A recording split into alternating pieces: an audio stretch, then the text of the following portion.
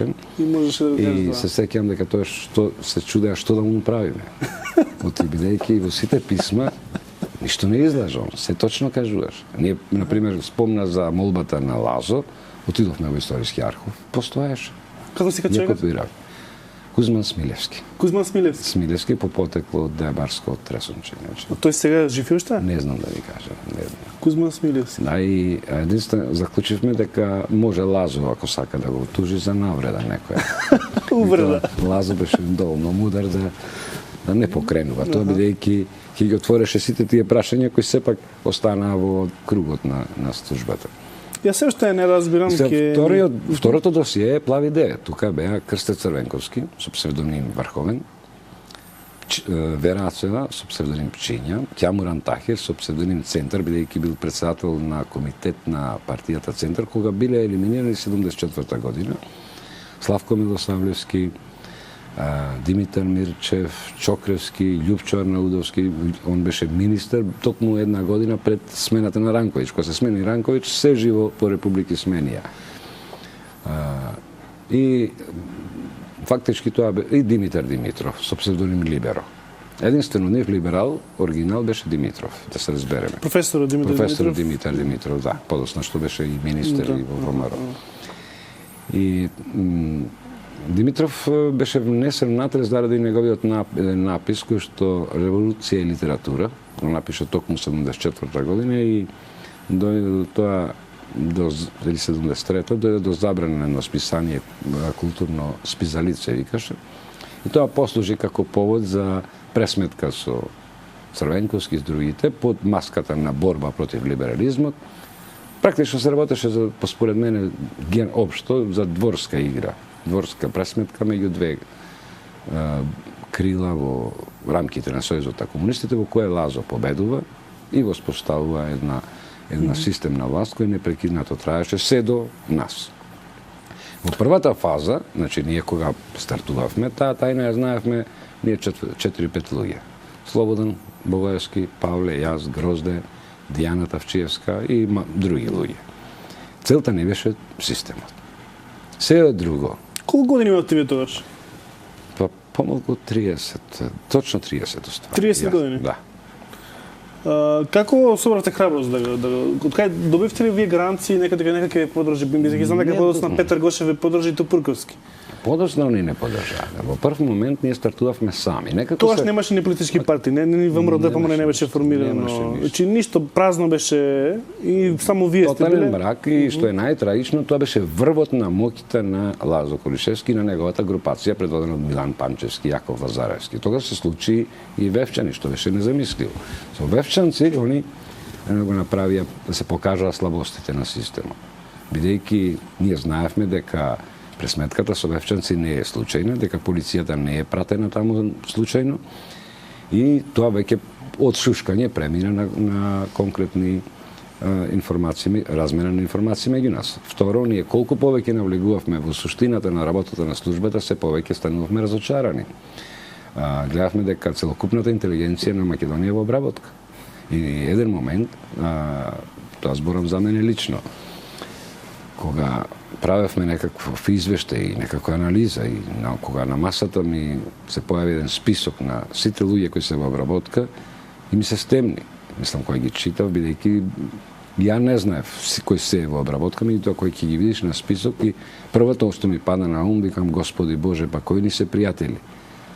Сите оние што нешто значеа во литературата, во уметноста, во филмот, во драма, писатели, поети. Сите се сметаа за потенцијални непријатели. За непријатели. Сите беа во обработка на службата. Тоа беше еден од тие клучни моменти кои што ја прелив чашата. Прво стануваш скептичен, подоцна стануваш нели. Што тоа значи за некој човек ако веќе бил на листата на обработка? Што тоа значило за него, дека му се озвучувал станот, дека се наоѓале душници што цело време известувале кај идол човекот што правел, да речеме некој еден човек кај што он работи, комшија, не знам, како се обработува еден човек? Обработката имаше своја процедура, тоа беше пропишена со правилата за работа на СДП. Значи, си имаше строго утврдена процедура и не можеше туку така секој да биде. Ретко се случуваше ради ништо да биде. Друго е прашање дали ставовите кои што ги застапувале или идејата која застапувале била од денешен аспект позитивна или негативна. Сосема е друго. Во тој момент тој имало основ да биде заведен во обработка. Има 3 степени, значи, на лица кои што биле предмет на интерес на службата. Првиот најбенигнен степен беше безбедносно интересни лица. Тоа може да бидат по разни основи безбедносно интересно лице. Дали е во контакт со некој веќе лице кој што е во обработка или пак да речеме станодавач на некој дипломат, пример, или шофер некаде во некоја амбасада или пак во контакт со лица кои веќе биле утврдени кај нас како интерес. Или со институции. Од нив може нешто се дознае корисно за државата? Не, тие беа само евидентирани како безбедносно интересни лица и подоцна се утврдуваше нивниот третман. Втората категорија беше претходна оперативна обработка. Значи, тоа е почетна фаза на обработка, кога веќе ние сме регистрирале одредени истапи, например, на некое лице против системот, против самоуправувањето, против неврзаната политика. Тоа лице се евидентираше, се